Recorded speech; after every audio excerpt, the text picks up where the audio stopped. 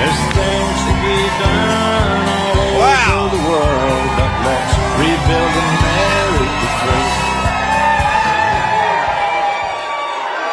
God bless you all.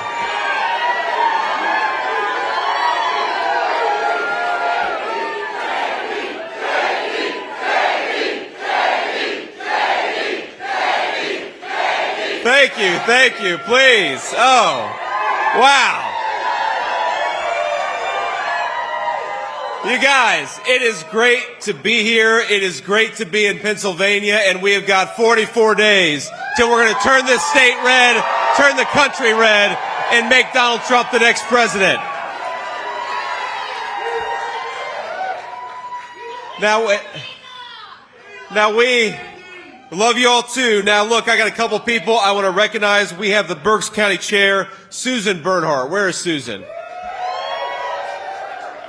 Susan, you're doing a great job. Thank you. We have got former congressional candidate and founder of Hope and Coffee, Lisa Schleifer. Where's Lisa? Lisa, thank you. So we've also got, running around here somewhere, my 7-year-old and my 4.5-year-old. So, and they are thrilled to be in Pennsylvania, but they're particularly thrilled to go to the Hershey Park later today.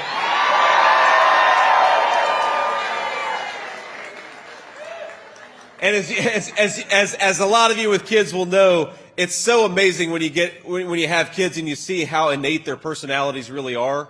So the 7-year-old is probably somewhere around here reading a book. He's like his mother.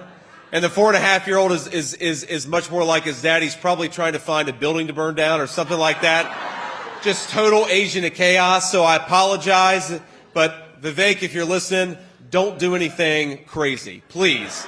We got to win Pennsylvania, and we can't let a 4.5-year-old prevent that from happening.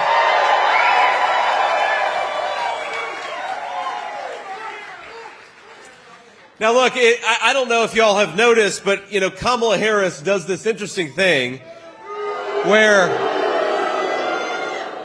the only time she speaks before the American people is when she's got a teleprompter right in front of her. And I think it's because she has no idea what to say unless somebody else is writing her lines for her. Isn't that a disgrace? Now she will, I'll give Kamala Harris a little bit of credit because over the past 50 days, now don't run me out of town yet. I said I'd give her a little bit of credit. I give Kamala Harris a little bit of credit because she's given 2 interviews over 50 days of being the Democratic Party's nominee. Now, I think I've figured out the secret though. The reason Kamala doesn't get very many interviews is because every time she does, I think we pick up about 100,000 votes. So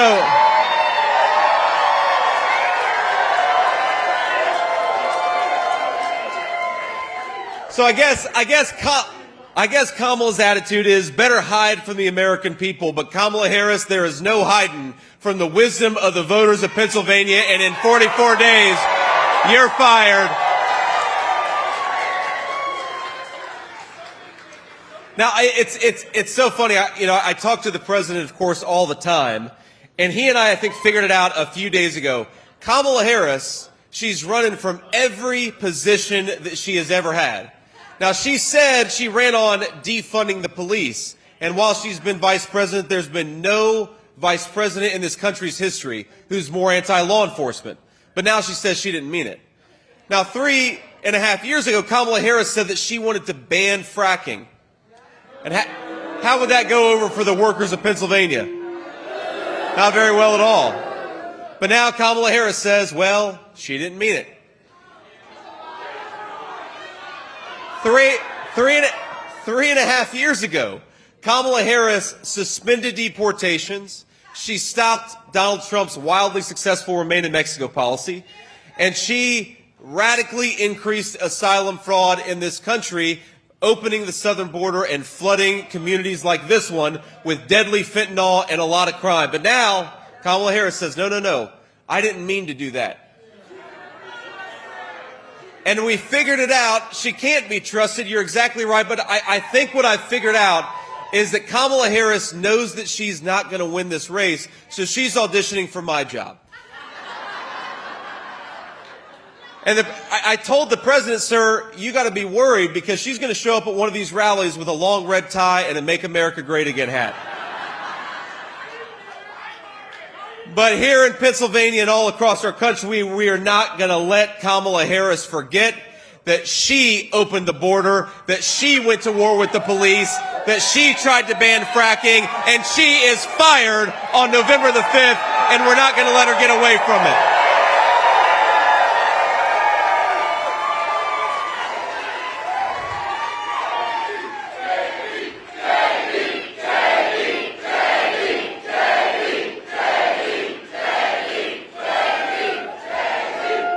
Now, this is our second stop here in Pennsylvania. We got in earlier this morning, and we stopped at a grocery store. And this goes to show you, I love my kids so much. They're so funny, but I brought them along with me. And the reason I brought them along with me is I'm very proud of my 4.5-year-old. Yeah, he's a bit of a wild child, but he and his mom have been doing reading lessons, and they did their 100th reading lesson this morning. So I'm a very proud father, but that's why they're with me. Is one of their rewards is they get to ride around the beautiful state of Pennsylvania with me. Now, we went to a grocery store, and I said, well, another reward is that you can pick anything you want in this grocery store, and I assume, of course, that they'd want a piece of candy. But again, my 7-year-old, he's just like his mother. He's very, very practical.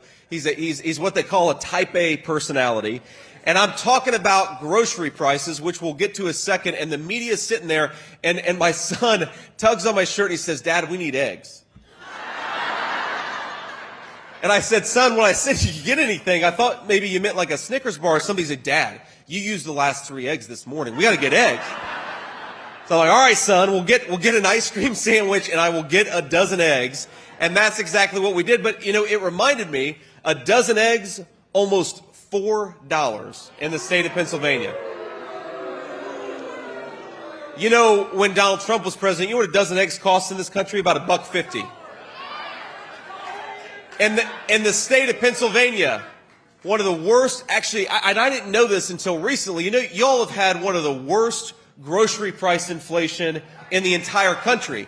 A gallon of milk costs $4.28. Thanks, Kamala Harris. A dozen eggs costs almost $4. Thanks, Kamala Harris. A price of ground beef went from just shy of $4 a pound to $6 a pound because Kamala Harris cast the deciding vote on the Inflation Explosion Act. And as Kamala Harris, she is, you know, my friends, I haven't been in politics long enough to be as shameless as Kamala Harris and stand before the people of Pennsylvania and America and say on day one, she's going to tackle the affordability crisis affecting American families. Kamala, day one was 1,400 days ago. What the hell have you been doing that whole time?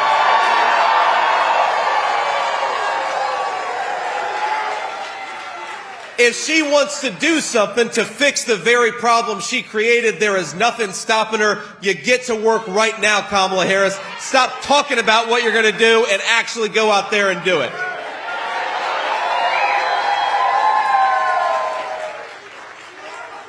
Now, it's not just grocery prices. It's everything is more expensive in this country. Americans cannot afford to live a good life in this country because of Kamala Harris's policies. It's crazy. Now think about this. Donald Trump and I believe in a very simple principle, that if you work hard and play by the rules, you ought to be able to get ahead in this country that all of us love. Isn't that simple?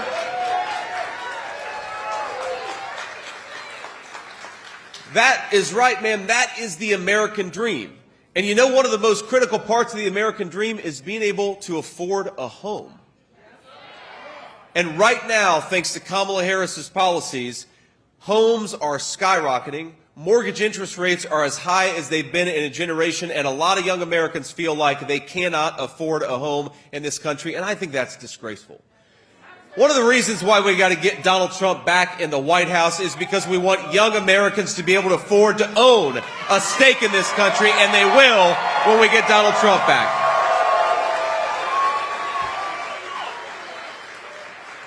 Now, here's the thing. This is not rocket science, right?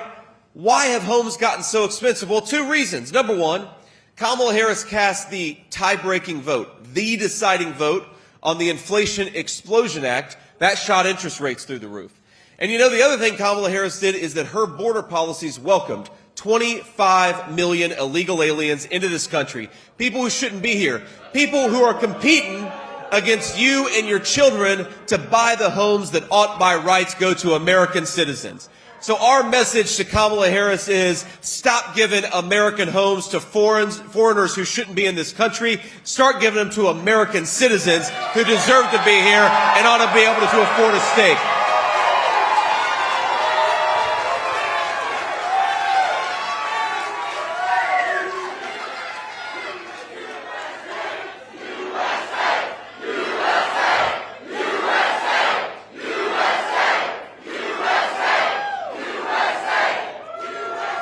Now, unfortunately, my friends, we know that it is not just higher housing prices and higher grocery prices and, yes, overcrowded schools. That's not the only consequences of illegal immigration, thanks to Kamala Harris's open border, because there's a lot of crime. There's a lot of crime committed by people who shouldn't be in this country to begin with. And I just want to, I want to read through this. Now, earlier this year, an illegal immigrant from Guatemala killed a 21-month-old child in Chester County. That's just earlier this year. In 2022, fentanyl, thanks to Kamala Harris's open borders, became the most common source of overdose deaths in this country. Thank you to Kamala Harris, who allowed the Mexican drug cartels to turn our country into a drug trafficking zone. There are a lot of people who are dying of drug overdoses, a lot of lives who've been ruined because of that. And ladies and gentlemen, you know one of the things I really love about our country, and I believe that every single person in this room would agree with me, is the American dream is not just a dream for people who did everything right all the time. It's an American dream for people who want second chances. And I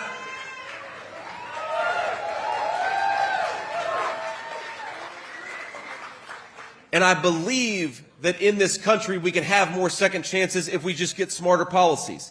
And this is something that is very personal to me, because those two beautiful boys that are running around outside, they have gotten a second chance with their grandmother, my mother, because this is a great and generous country.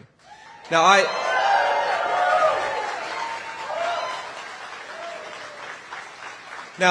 a lot of you know that I was raised by my grandmother. And the reason I was raised by my grandmother, I called her Mamaw, we love Mamaw, is because my own mom struggled with opioid addiction for a big chunk of my early life. And I remember being that teenager at my mom's bedside, begging and praying to God that she would wake up from whatever she had taken. And what I worry about is that there are a lot of kids and a lot of grandparents who are having those exact same prayers go unanswered because of the poison that Kamala Harris has let come into this country.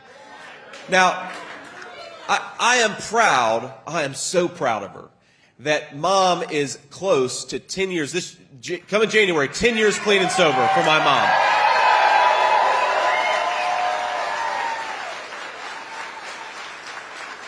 And for all of you out there who are dealing with it yourself or know somebody, love somebody who's dealing with it, there is hope on the other side of addiction. There is hope in recovery, but only if we give people that second chance. And we are not going to give the second chances to millions of Americans if we keep on letting those drug cartels use our country as a drug trafficking zone. So our message to those drug cartels, our message to those drug traffickers, our message to everybody who has come into this country illegally is in 6 months, pack your bags, because Donald Trump's coming back into office and you're going home.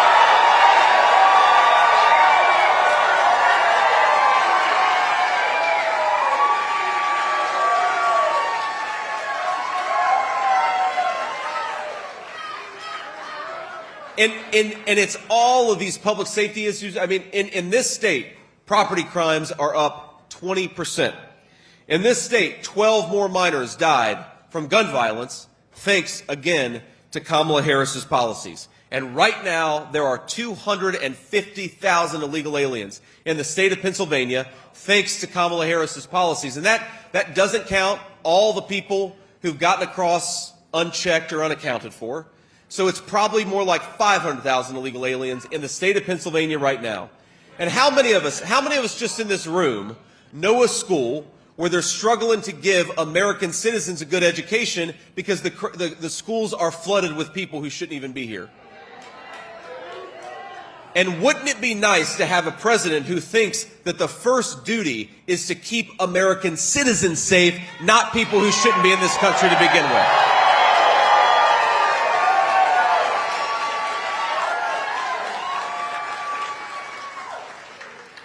Now that problem, just that immigration problem alone, has cost Pennsylvanians $2.6 billion. That's $300 for every man, woman, and child in this room and all across Pennsylvania. That is totally unacceptable. And you know, one of the things that I really wish, and y'all are so kind and generous. Often when I come to events like this, people ask me how I'm doing. And look, I'm doing great. This is the honor of a lifetime to be able to stand up here and ask you for your vote to be the next Vice President of the United States.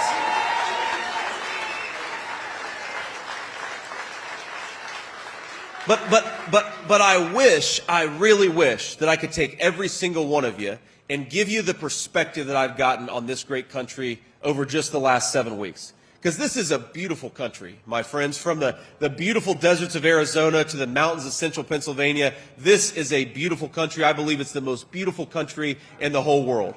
And it's not just that beauty that you see that's surface deep. We have got underneath the ground here in Pennsylvania natural resources that Russia and China would literally kill for. We've got the best workers and the best people. We've got the best historical tradition and cultural traditions anywhere in the world. We can fix this country's problems, my friends. We just got to get better leadership. So I want us to tell Kamala Harris and every single one of the corrupt Washington Democrats who have failed to do their job and protect this state and all 50 states on November 5th, the American people, the people of Pennsylvania, are going to send a message. You're fired and Donald Trump is coming back to the White House.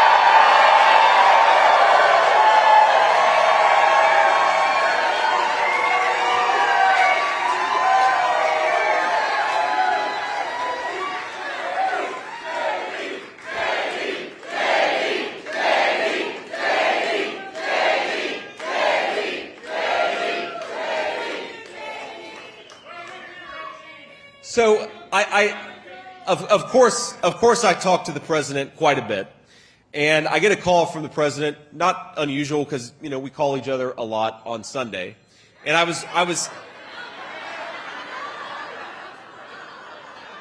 Is that him? It probably is. So I'm sitting with my 7-year-old boy. We're sitting at home, and the president calls me and he says, "JD, they tried to do it again." And I said, "They tried to do what, sir?" And he said, "They tried to shoot me again." And I said, my first reaction, of course, was, "Well, sir, are you okay?" Right? That's what you do. I said, "Sir, are you doing okay?" And of course he said, "Yeah, I'm doing fine." And then he said, "We've got apparently a heckler there in the back, but we'll get him out of here."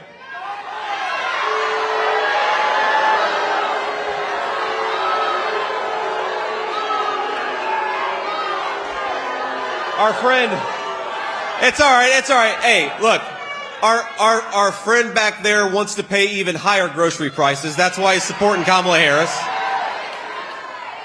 But my friends, I talked to the president, and the president says, and remember, this is like 5 minutes. This is well before the news became public. The president, this just happened 5 minutes ago, and he says, "I'm doing fine, but I'm kind of pissed off because I was about to make a birdie putt on the 6th hole, and they wouldn't let me finish." And I chuckled a little bit. Of course, I'm sitting in Ohio, not in Florida, and I'm more bothered by this than he is. But then it hit me, two things. Number one, isn't that the kind of man we want to be the president of the United States?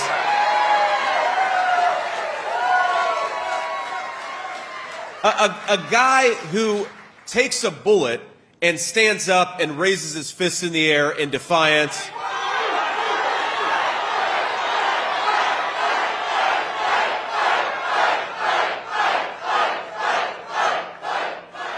a guy who, again, is nearly assassinated and is more worried about not making a birdie putt. Because that shows you who he is under fire, under literal fire. And as much as the media loves to lie about Donald Trump, and as much as Kamala Harris's entire campaign is about lying about Donald Trump, what we want in the Oval Office is a person who is calm and cool under pressure. And that describes Donald Trump to a T, a guy who can take a bullet and still keep his wits about him.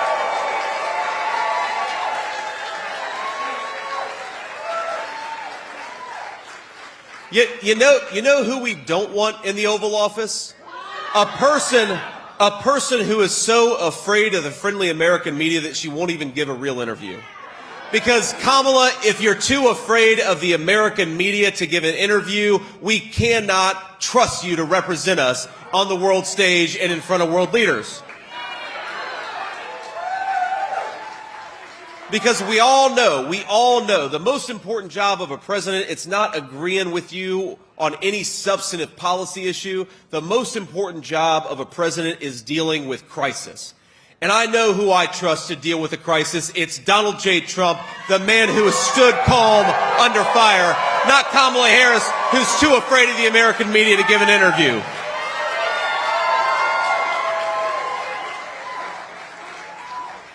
And then, of course, the media is trying to bury this story. Literally 6 days ago, there was a near assassination on a former and future U.S. president, and the American press is more worried about salacious scandals in other states than they are about what's going on right here in Pennsylvania, or the fact that Donald Trump was nearly assassinated. Now, I think that's ridiculous and preposterous, but think about this. What is it that drives the left's hatred of this one person? And I think I figured it out, my friends. The answer is censorship.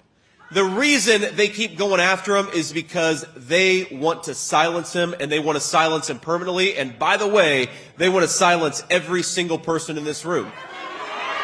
That's why, by the way, big tech conspired to silence Americans over all the COVID craziness. That's why big tech still to this day tries to interfere in our elections. And that's why, at this very moment, the Democrats are busy calling anybody who disagrees with Kamala Harris's open border a racist. They're all about silencing their fellow citizens. Now, here's what I think about this, and here's why I think we got to talk about this immigration and border issue every single day. Because I've seen in the small town of Springfield, Ohio, or here in Pennsylvania, there have been cities, small towns that have been overwhelmed with migrants who are brought in by Kamala Harris. And we know exactly the story. We know that it leads to a stress on local services. We know people can't get into hospital or to the doctor's office. We know that schools don't educate children as well. And we know that it means higher housing and higher grocery prices. That's what Kamala Harris's open border does to small towns and big cities all over our country.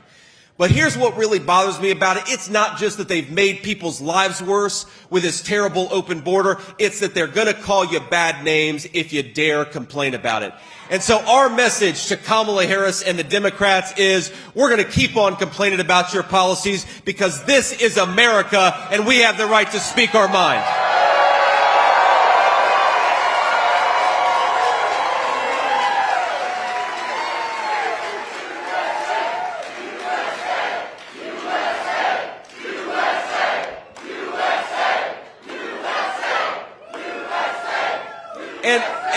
And our message, our Simplify, sir, our message to Kamala Harris is very simple.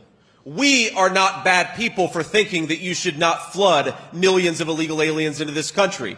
We are not bad people for thinking that the drug cartels shouldn't be allowed to bring fentanyl into our country. You are not a bad person for having the courage to defy Kamala Harris and say no more of this garbage. Kamala Harris is a bad person for letting this happen to our country in the first place.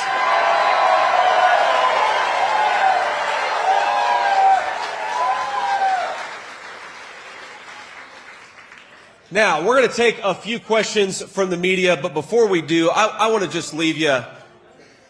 That's okay. You don't have to boo them. Some of them are very fine people. But I want to leave you with one final thought, because I think it ties together how broken Kamala Harris's policies are.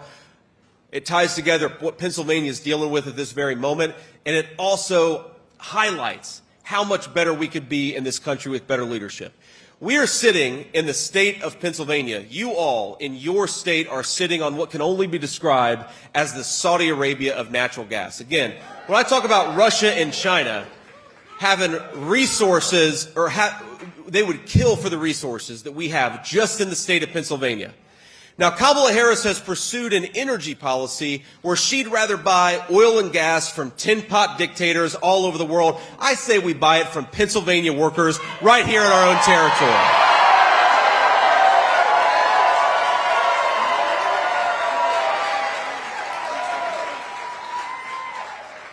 But if we do that, it's not just going to be good for the Pennsylvania energy workers, though it's certainly going to be good for them.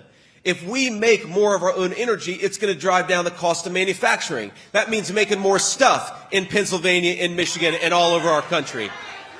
It's going to drive down the cost of food. That means more farmers can afford to stay on family farms, and we all can afford to buy good food at the grocery store. It means that everybody, whether you're rich or poor, can afford to turn on your heating in the depths of a cold winter night.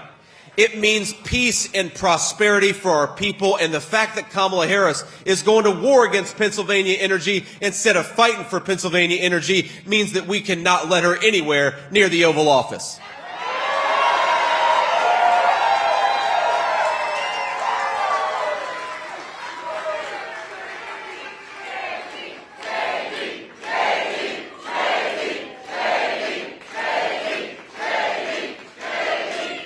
So, with gratitude for every single person in this room, for all the hard work we're all going to do together, thank you for having me. It's great to be here, and let's have some questions from the media now. God bless you all. It's great to be with you.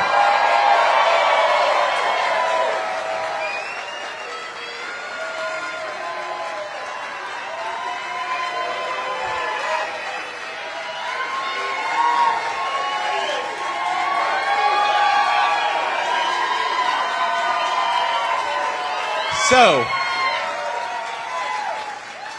thank you all, please. So, we're going to try to take a few questions here, but what I'd like to do is start with local reporters, and then if we've got time afterwards, we'll take some questions from the national folks too. First question, the lights are too bright for me to see you, but I'll hope that you got a microphone back there. Just shout your question at me.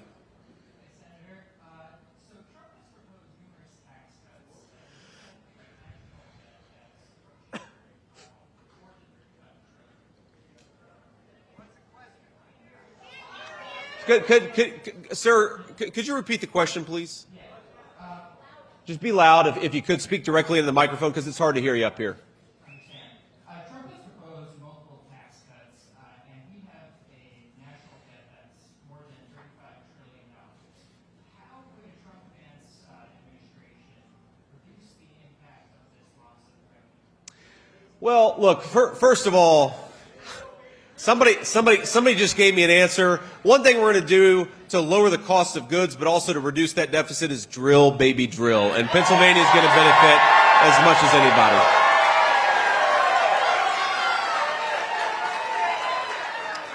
But look, I am glad you asked the question about taxes, and I'll talk about revenue in a second. But the tax issue really does illustrate the difference between Kamala Harris's policies and Donald Trump's policies. Kamala Harris is going around every single day promising that working Americans are going to get a tax increase, and also promising that she's going to reward corporations that ship American jobs overseas. That is the sum total of her tax policy. You know what Donald Trump's tax policy is? He wants to give hardworking Americans a tax cut, and he wants to penalize corporations that are shipping our jobs overseas. Let's build and make things right here in America and reward the companies that do that. Now, when you do that, when you reward American businesses for creating American jobs as opposed to Chinese jobs in China, you lower the deficit, because that means you have fewer people collecting and more people working and paying into the system. The other thing you're going to do to lower the deficit is to cut out the Medicare, Social Security fraud that we see coming from illegal aliens every single day in this country.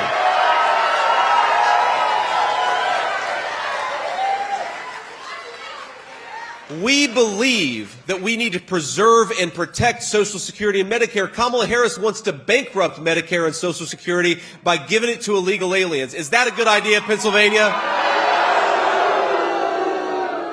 And it's not just Social Security and Medicare that the illegal aliens are taking advantage of. We've got housing.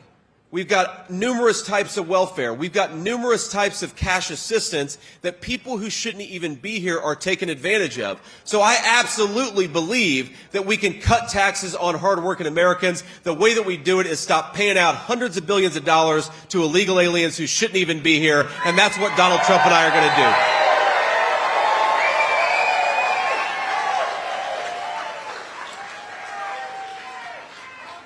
Next question. Hi, Senator Vance. I just wanted to ask you, last weekend you talked about creating stories so the media pays attention to American people's suffering. But when those stories...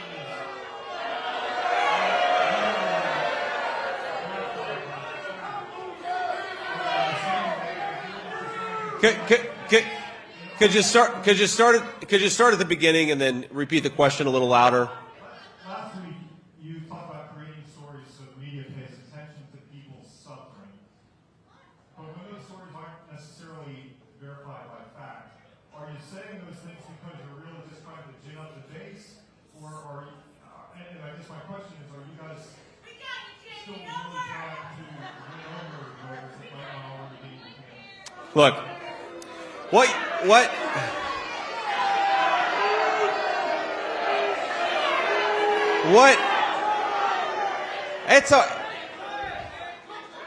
Well, that's my first response to the question is boo. That's exactly what we're doing here. But look, the media has lied and misrepresented this, and so, of course, is the Kamala Harris campaign, because Kamala Harris, notice, she's not running on substance, she's just running on dishonesty, because she doesn't have a record she can defend herself. What I said is that we create media stories. In other words, we focus the people's attention on what's already going on. Does anybody really think, I challenge you, go to Springfield, Ohio, which has been overwhelmed by 20,000 Haitian immigrants. Go to any community that's been overwhelmed by Kamala Harris's illegal alien policies and tell me that these are stories made up by politicians. These are stories that people have been living for months or in some cases years. The only thing that Donald Trump and I did is highlighted and focused on them so that you guys would stop ignoring the American people.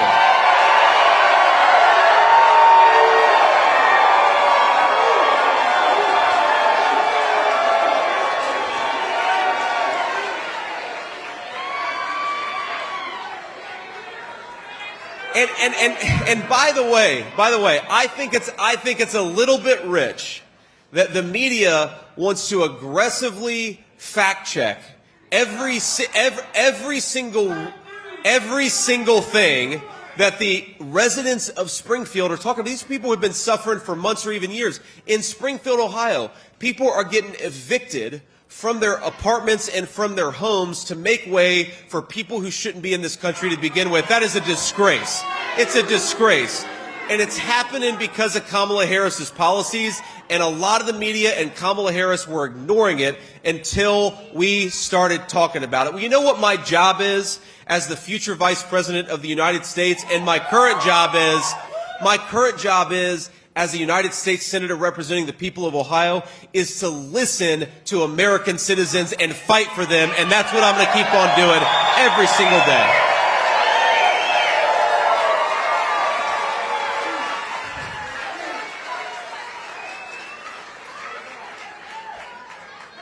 Next question.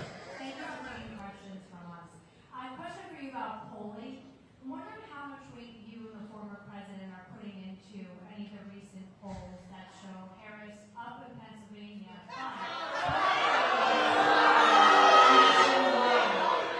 Obviously, in 2016, the polling didn't seem to reflect who won the election. So I'm wondering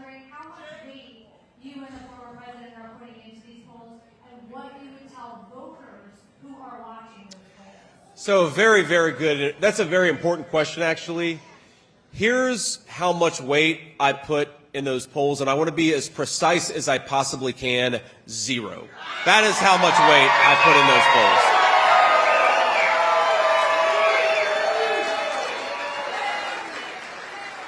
And look, we have, I believe, in our campaign, the very best pollsters working for us, and trust me, we feel extremely good about Pennsylvania and the whole country.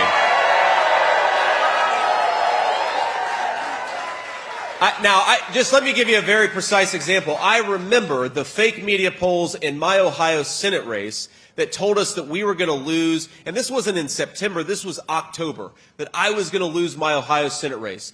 And then I had a pollster who said, you know what, we're going to win, and we're going to win by 7 points. And then I won by 7 points. I trust that pollster more than I trust the fake media pollsters. But I think it's important, look, we shouldn't trust any poll, whether they're good or bad for us. And trust me, there are a lot of good polls for Donald Trump right now. The reason is simple. The polling doesn't matter. Your voice matters. And we got to get out there and make sure you show your voice. And I really do believe that there are, let me take it back to 2020.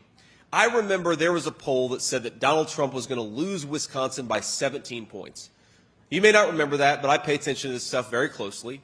They said that Wisconsin was going to be lost by 17 points. It's not just wrong. The purpose of that poll is so that people who support Donald Trump in Wisconsin don't get out there and vote. So whether you're a swing voter or whether you're pro-Trump or whether you're maybe leaning Trump, I don't care how you fall in this election. Don't let the polls convince you not to show up and have your voice heard. Go and vote. It's the only way we're going to fire Kamala Harris.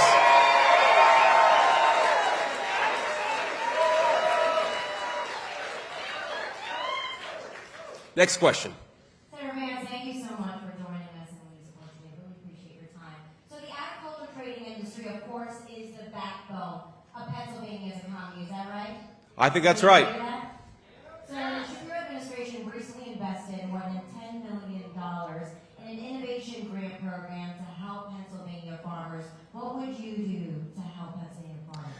Well, the first thing that I would do to help Pennsylvania farmers is to cut out the anti-energy policies that make it impossible to operate a farm in the state of Pennsylvania.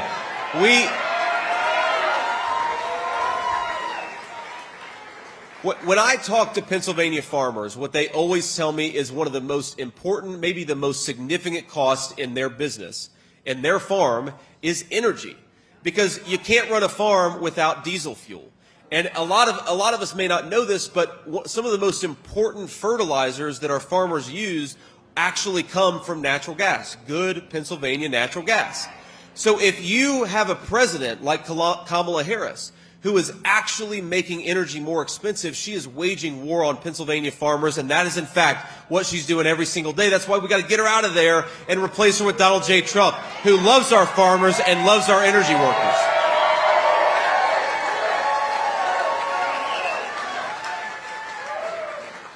But look, I also think that we absolutely have to invest in Pennsylvania farmers and invest in innovation in our farms. We've got the most innovative farming sector anywhere in the world, but it's not going to stay that way unless we stay ahead of the curve. So it's good to invest in our farmers, but the most important thing is to cut down on energy costs. Here's one more thing I'll say about farming.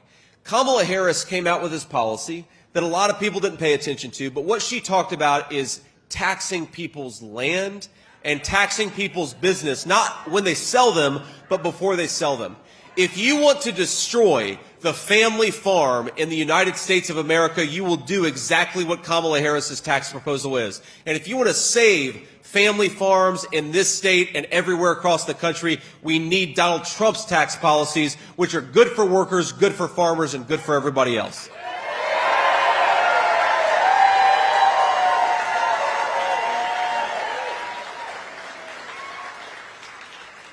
Next question.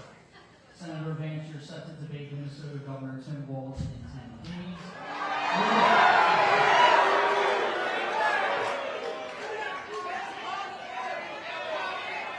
What are the topics are hoping to discuss during this debate, and would you be open to a second debate depending on how the first one goes? Well, first of all, I'd love to have a second debate. We've actually offered Tim Walz a second debate, and they've totally rejected it. But look, I actually think that you should have to earn this job. Like, think about this. I'm asking all of you and everybody watching on TV, the whole country, to do something that really should put a person in awe. I'm asking you to make me the Vice President of the United States. And to do that is an awesome and frankly a very humbling thing.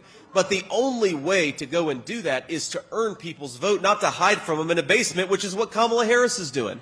I cannot imagine running the campaign that she's run. She wants to be in the commander-in-chief of the most powerful military in the world, and she hides from the people that she wants to lead. I think it's disgraceful. Me and Donald Trump, we get out there as much as possible. We talk to everybody we possibly can because we respect the American people enough to earn their vote.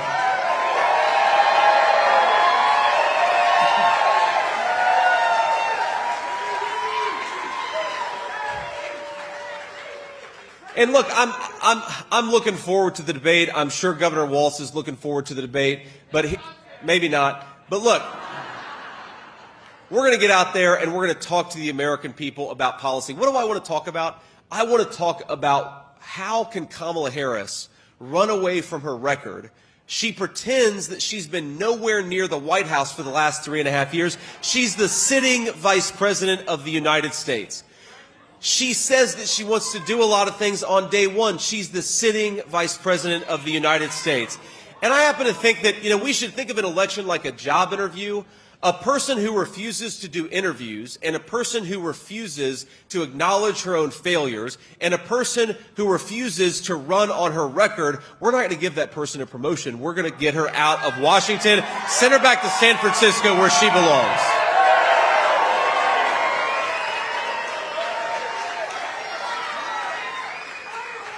And I hate to say it, we're running short on time, but I'll do one more question and leave you with a final thought, and then we'll have to hit the road. But one more question.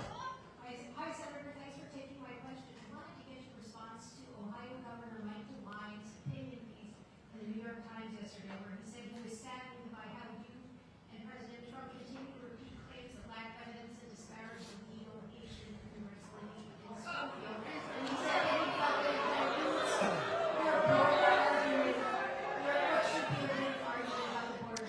well, look, first of all, Mike DeWine has endorsed the Trump-Vance ticket, and we are a big tent party, and we're going to have people who have disagreements, and that's okay. You know what the difference is between Kamala Harris's Democrats and Donald Trump's Republican Party is we're okay with disagreement. We're okay with it so long as you've got common sense. We're the party of common sense. Kamala Harris, if you don't support her policies that want to destroy the Pennsylvania energy sector, or if you don't support her policies that want to open the border, she'll try to censor you, she'll try to shut you up. That's not what Donald Trump and I are doing. So let's have the conversation. We're big enough for it. Look, think about this. Think about our party, and I'm sure there's a diversity of opinions, even just in this room, about the people I'm going to name. But look, we've got Nikki Haley, Brian Kemp, Donald Trump, Bobby Kennedy, and Tulsi Gabbard because we're the party of common sense. That's it. Now, in that spirit, I'm thrilled to have Governor DeWine's support, but there is one thing that he is just wrong about in that argument. The 20,000 Haitian migrants who come to Springfield are part of hundreds of thousands of Haitian migrants, part of 25 million illegal aliens in this country. Now here, when the media says that people are here legally, here's what they mean. That Kamala Harris has granted mass amnesty to millions of illegal aliens. Now, I happen to think that what Kamala Harris has done is not just wrong, it is illegal. So when Kamala Harris uses an illegal action to give amnesty to aliens, that does not make them legal immigrants, that makes them illegal immigrants unless you've lost all common sense. So, I'm going to keep on talking about illegal immigration. I'm going to keep on talking about how Kamala Harris doesn't have the authority to grant mass amnesty. And I'm going to keep on talking about the fact that we need to close down that border and send Kamala Harris back to San Francisco where she belongs. Now, let me...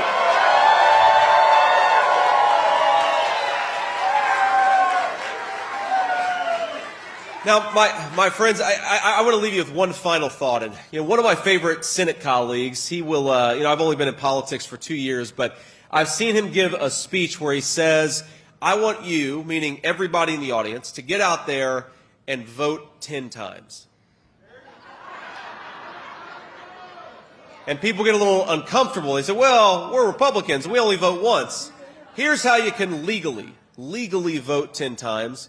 You take yourself to the polls and you make sure 9 other people go right along with you. And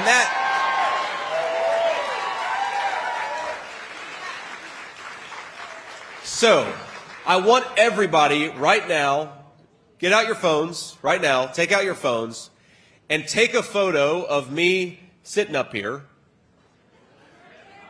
and go on social media and post a photo, whether you use Facebook or Instagram or X or Twitter, whatever you use. Get out there and post it. And here's what I want you to do. I want you to post the photo, and I want you to talk about why. Tell people why you're voting for Donald Trump. That's number one. And number two, I want you to find at least 9 of your friends. Make sure they make a plan to vote.